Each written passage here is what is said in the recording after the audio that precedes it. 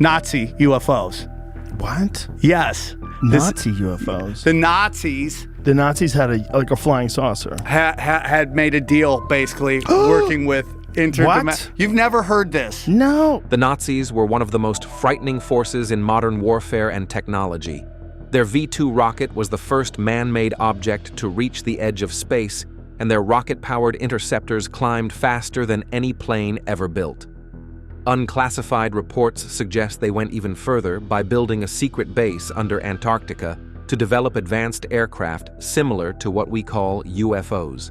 Hitler and the Nazis were particularly interested in Antarctica. I think they really believed that there were things going on deep under the ice. Massive cities that were highly technological. And these buildings were not just on the surface, they went deep down underground.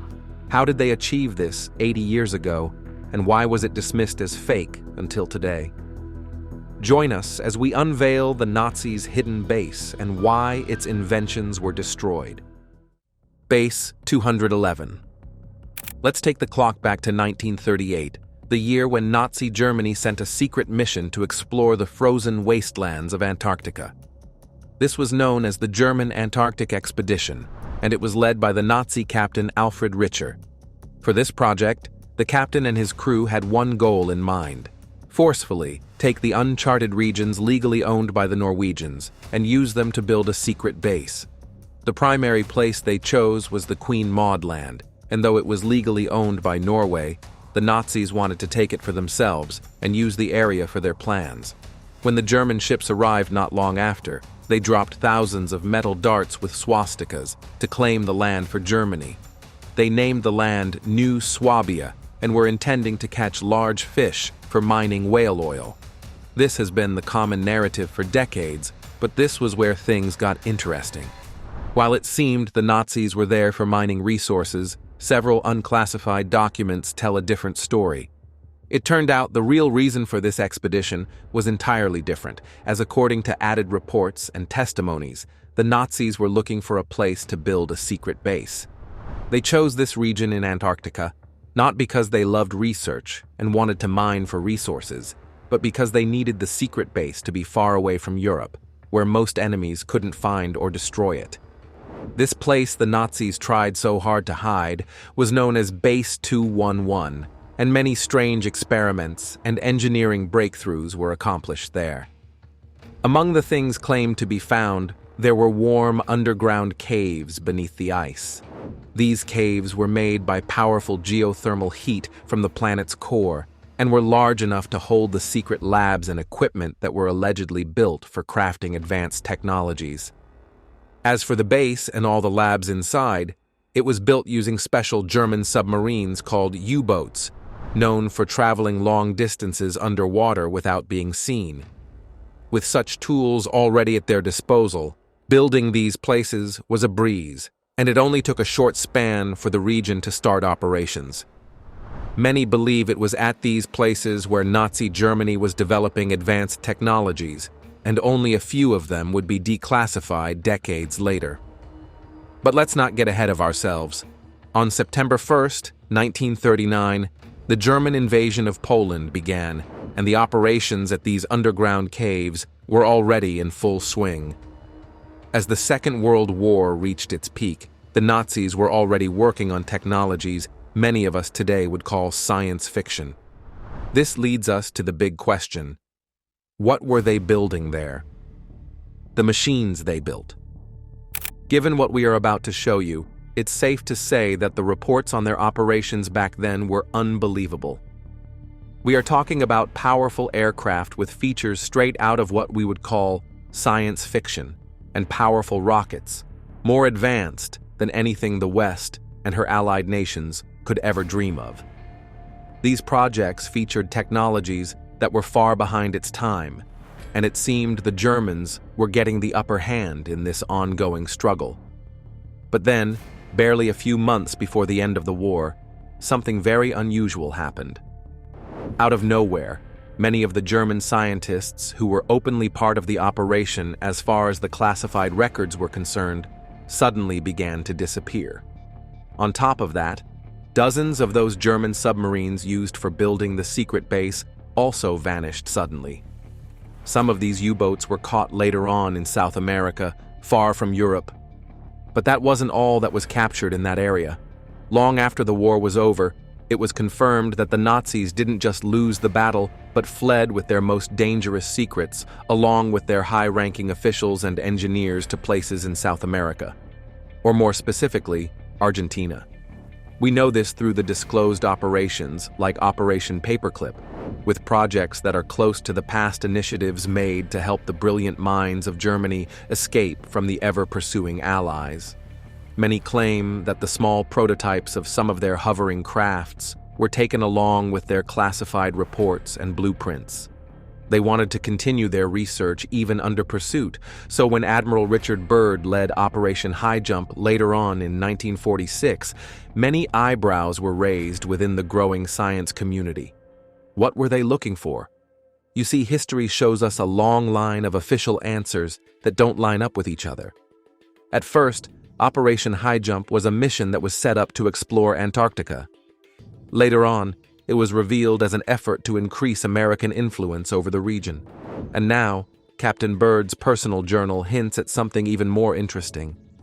He wrote about some of the things his men claimed to have seen, and fascinating enough, all their testimonies aligned almost perfectly. Though there were a few contradictions here and there, all of them testified of flying crafts that hovered and flew off in ways that bent the laws of physics.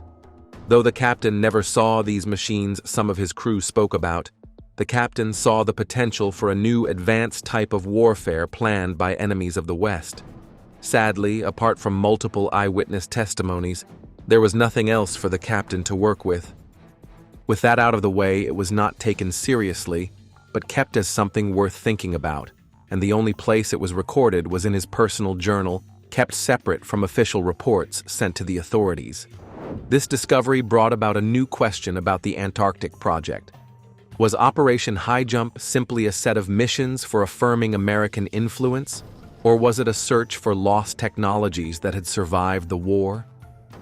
With the testimonies given by the captain's crew, some people like Joseph Farrell and Ernst Zundel believe those engineers on deck saw much more than the captain wrote in his journals, and if this technology was found by the US or the Soviets, it explained why many top-secret missions were carried out to cover up these findings. Then came the Cold War, a long time when major world powers were trying to get a technological advantage over the other, with the lost UFO technologies being the alleged crown jewel. But one big question lingered in people's minds.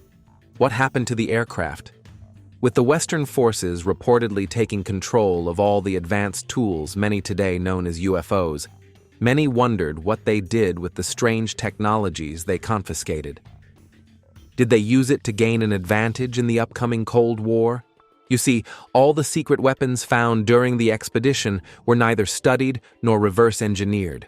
So what did they do with these powerful tools? They were dismantled and hidden away by those who discovered them. The same thing happened with the technologies found when the fleeing Nazis were caught in South America. All their blueprints and technologies were gathered up and destroyed through the black projects of the US military. They could have chosen to break down all they found and come up with creative ways of harnessing these technologies that are now associated with UFOs. So why did the US expedition destroy them instead? Well, first off, it is important to note that these hovering machines weren't just advanced aircraft. If the fringe theories are true, then it's safe to say that these aircraft worked without burning propulsion and could potentially move as if gravity didn't exist. The blueprints were there to show that it was a work in progress and was quite achievable if only the Nazis had enough time and resources to complete their work without being constantly pursued by the Allied nations. But even with the seized reports and blueprints collected, the truth was that no one fully understood how it worked. The leading pioneers of the projects had disappeared, and those found with the details didn't know half of what they were protecting. They were allegedly so clueless that even the long interrogations under Operation Paperclip could extract enough information about these strange technologies. As for the machines they found and broke down, most of them were either pieces of equipment, that were dangerously unstable. It was so bad that some of them exploded during private tests, while others gave off dangerous radiation. At some point, it seemed the Nazis were way over their heads in building things like this, and the machines were so deadly that US officials had to make a choice on what to do about them. Instead of risking a disaster or letting enemies get their hands on what they found, the officials chose to destroy everything. So, under strict orders, the blueprints were burned, and the machines were further dismantled and put away. Those who allegedly knew too much were quickly reassigned and put under oath to remain silent, not because the technology was fake, but because what they found was too advanced and dangerous to safely harness and control. It seemed everything was over, but the US forces didn't stop there. More investigations were carried out, and one frightening device kept coming up among the Nazis they captured: the German bell. This machine was called Diglock, also known as the bell. This was the Nazis' biggest project that was kept under wraps for a long time. This machine looked like a large metal bell almost 10 feet tall and made of a strange material that glowed in the dark. It had large, thick cables connected and was kept in a concrete chamber underground. So what was this mysterious device about, and what made it so frightening? To know the answers, we have to look into the first person to speak about the project.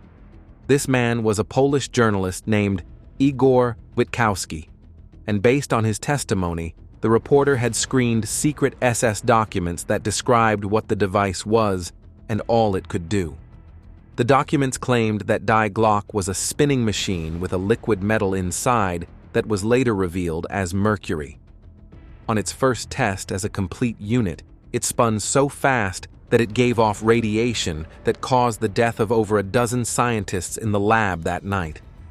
The man who saw everything and survived was SS General Hans Kammler, a high-ranking engineer who built rocket facilities and underground bases with access to the country's most classified technologies. Hans was known as an SS Obergruppenführer, a senior group leader responsible for Nazi civil engineering projects and its top-secret V-weapons program. And even though he survived the accident at the lab, right at the end of the war, he suddenly disappeared. To this day, nobody knows what happened to him.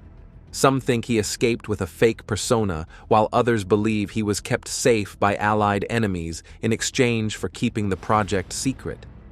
The stories about this machine gets intriguing when we remember that it was made by the first people to create a jet fighter with guided missiles. They are the ones who tried to reach space for the first time. So it isn't far-fetched to think they had a secret project involving anti-gravity experiments under the frozen wastelands of Antarctica. Over time, the story became too sensational, with some people saying that Diglock was a time machine. One man who publicly spoke about this was the famous American author Joseph Farrell.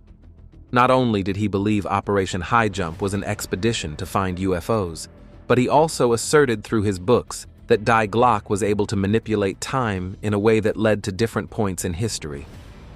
That's right, time travel. According to him, the Nazis weren't just interested in winning the war, but were exploring ways of conquering all eras in recent history. If you thought that was strange, then brace yourself. The next big claim came not from a fringe theorist, but a trusted British aerospace journalist named Nick Cook. What did the highly respected aerospace veteran have to say about this?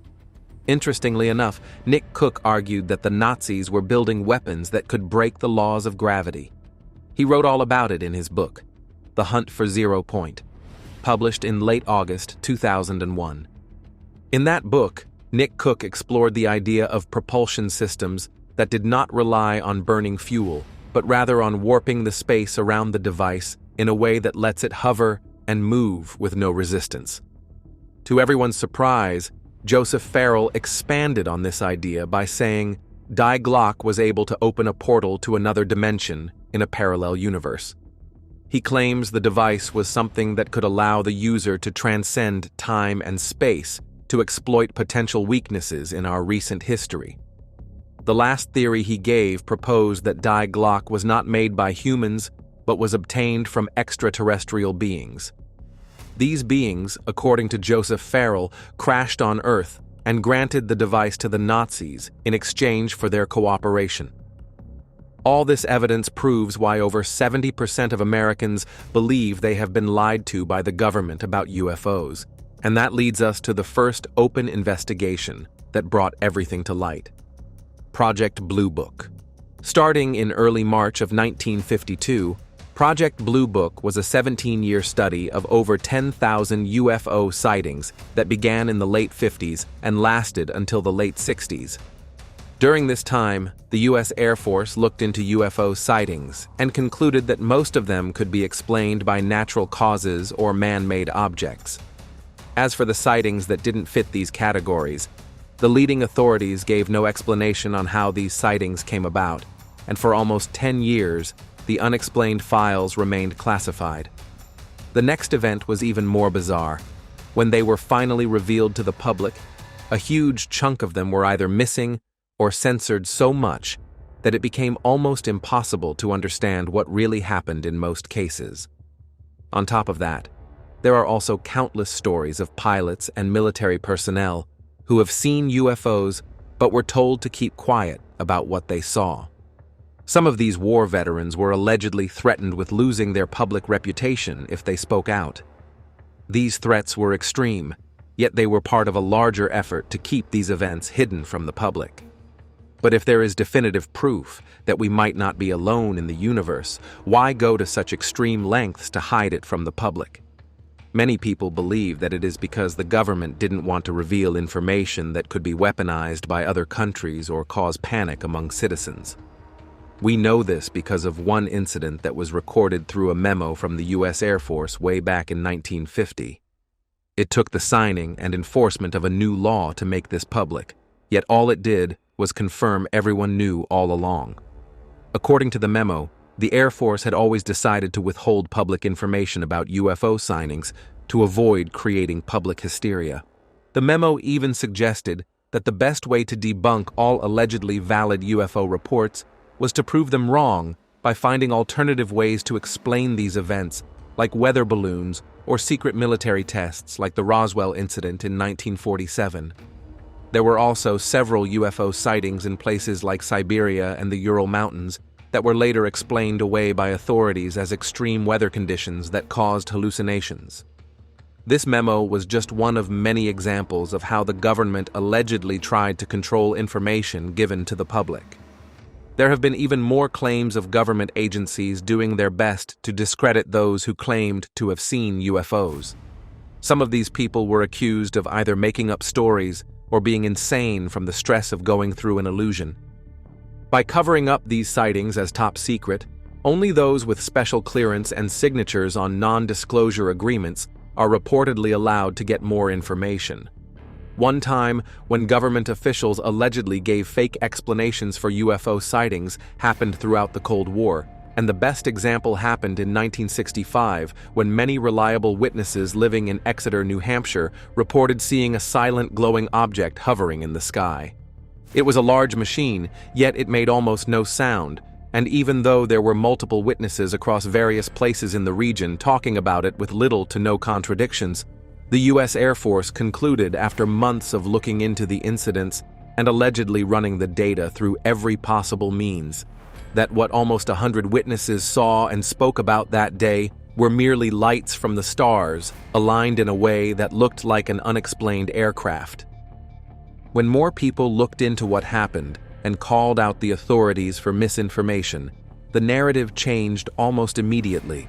Now, the objects are described as secret aircraft and experimental planes that malfunctioned.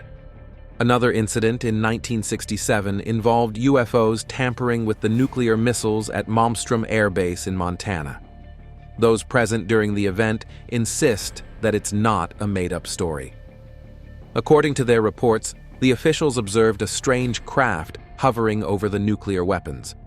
Surprisingly, as the UFO hovered directly over the weapons, all the nuclear missiles shut down on their own almost immediately. After this brief sight, the hovering craft disappeared and several tests were carried out on the nuclear weapons to find out why they shut down so suddenly. There had to be a better explanation than a UFO remotely tampering with weapons of mass destruction. But to their horror, it was confirmed that the weapons were indeed controlled by an agent beyond the systems. And what was the most plausible reason identified by eyewitnesses? Most likely the hovering object that disappeared shortly after the nuclear systems were shut down. On the flip side, it seems that if this unidentified object shut down the defense systems as the story implied, then it's safe to say that it was less interested in picking a fight and more preoccupied with learning about us. With an impressive ability to shut down our best nuclear weapons, it stands to reason that the spacecraft could have wiped out the whole system if it wanted to. But it's a mistake to think curiosity equals pacifism, as these beings were likely trying out the most effective means of rendering our defense systems useless ahead of their next invasion. Are the underground bases real like the evidence implies they are, or are we looking at yet another overblown story? Let us know in the comments down below. If you enjoyed the video, please make sure you like, share, and subscribe. Also, click on the next video shown on your screen. You will enjoy it.